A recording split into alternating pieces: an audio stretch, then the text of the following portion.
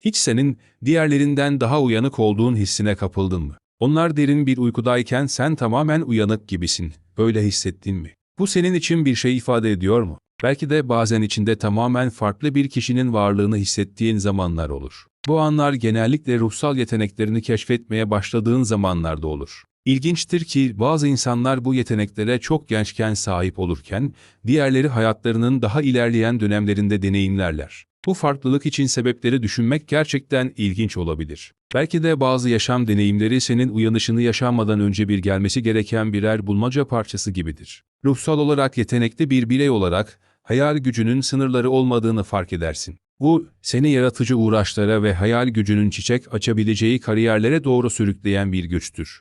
Diğerlerinden farklı olarak, tamamen yeni dünyalar ve evrenler hayal etme yeteneğine sahipsin, sanki zihninin renkleriyle onları havada çiziyorsun. Meditasyon, hayal gücünün derinliklerini keşfetmenin bir kapısı haline gelir. Fiziksel dünyadan kendini izole ettiğin bu meditatif anlarda, zihninin keşfedilmemiş bölgelerine doğru bir yolculuğa çıkarsın. Bu hayal gücünün derinliklerini keşfetme özgürlüğü, deneyimlerini zenginleştirir ve ruhsal dünya ile olan bağını güçlendirir. Ruhsal yeteneklerini keşfederken bir ruhsal danışmandan rehberlik almak dönüşümsel bir adım olabilir. Yetenekli bireyler, geleceği algılama ve ruhsal dünya ile bağlantı kurma yeteneklerinizin ardındaki sebepleri anlamanıza yardımcı olabilecek içgörülere ve bilgeliklere sahiptirler. Bu danışmanlarla yapılan konuşmalar, içinde bulunduğunuz potansiyeli çözmenizi sağlar. Ruhsal yolculuğunuzda değerli bir netlik sunar. Empati, ruhsal olarak yetenekli bireylere doğal olarak gelen güçlü bir hediyedir. Yüksek hassasiyetiniz, başkalarının acısına derin duygusal bağlar kurmanızı sağlar.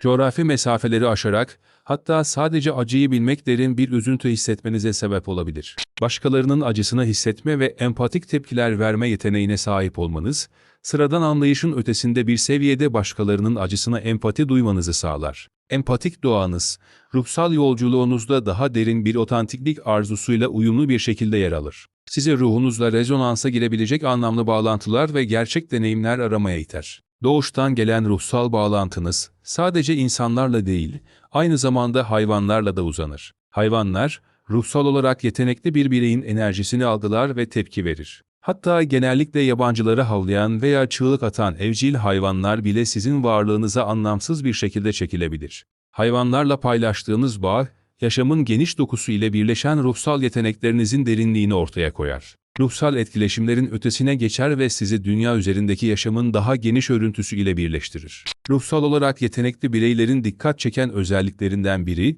insanlarla kolayca bağlantı kurabilme yetenekleridir. Sizin varlığınız, insanları kesinlikle etkileyen bir sakinlik yayabilir. En zorlu durumlar arasında bile bu sakin temel, insanları yavaşlatıp kendilerine gelmelerine ve kendileriyle yeniden bağlantı kurmalarına izin verir. Gerçek empati ve anlayışınız, çevrenizdeki insanlar için bir destek ve rahatlama kaynağı olmanızı sağlar. Sizin etrafınızdakiler için doğal bir destek sütunu olmanızı sağlar. Ruhsal olarak yetenekli olmanız duygusal titreşimlere derin bir duyarlılıkla birlikte gelir.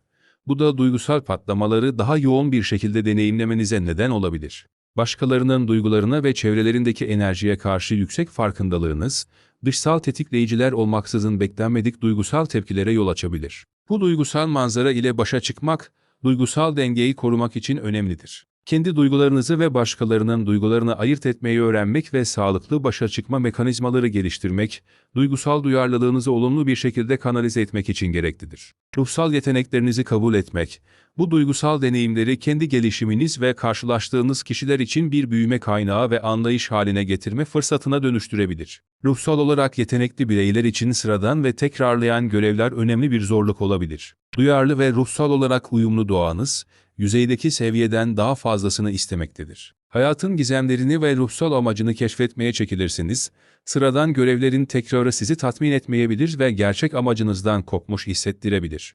Doğal isteğiniz, hayatın ve ruhsallığın sırlarına dalmak için sizi daha anlamlı uğraşlara yönlendirir. Kendi benzersiz doğanızı kabul etmek, yeteneklerinizin ve tutkularınızın çiçek açabileceği bir dünya kapısını aralar. Hava değişiklikleri, ruhsal olarak yetenekli bireyler üzerinde olağanüstü bir etkiye sahiptir. Diğerleri derinden etkilenmeyebilirken, siz kendinizi değişen hava paternleriyle derin bir bağlantı içinde bulabilirsiniz. Bu bağlantının sebepleri spekülatif olmakla birlikte birçok insan bunun doğayla olan doğal bağınızdan kaynaklandığını düşünür. Ruhsal olarak yetenekli bir birey olarak, doğanın ve kozmosun ritimlerine doğuştan gelen bir hassasiyetiniz vardır. Fırtınalar, atmosferik basınç değişiklikleri veya ay döngüleri gibi hava olayları sizde daha derin bir seviyede titreşim uyandırabilir. Bu hava değişiklikleri, yüksek duygular, ilham veya hatta doğal dünya tarafından bir iletişim biçimi olarak hissedilebilir. Bu, evrenle olan bağlantınızın ve keşfedilmeyi bekleyen gizemin bir hatırlatıcısıdır.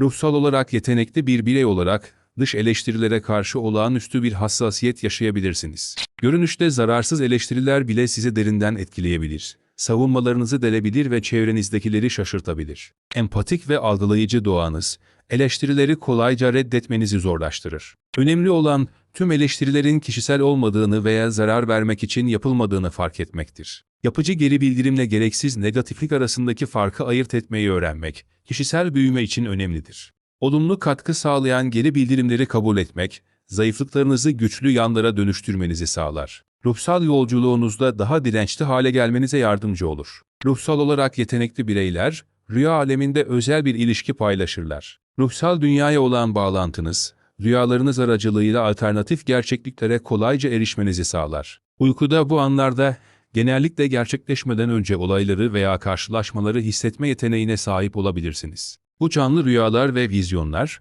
ruhsal yolculuğunuzda gizli bilinç derinliklerinin bir penceresi olur. Evrenin mesajlarını veya kendi bilincinizin derinliklerinden gelen mesajları sunabilir. Bu deneyimleri kabul etmek ve anlamlarını yorumlamayı öğrenmek, değerli aydınlanmalar ve gerçek doğanızı ve yolunuzu daha derin bir şekilde anlamanıza yol açabilir. Rüyalarınız, ruhsal dünyanın sırları için bir kapıdır. Varlığın genişliğini keşfetmek için benzersiz bir pencere sunar.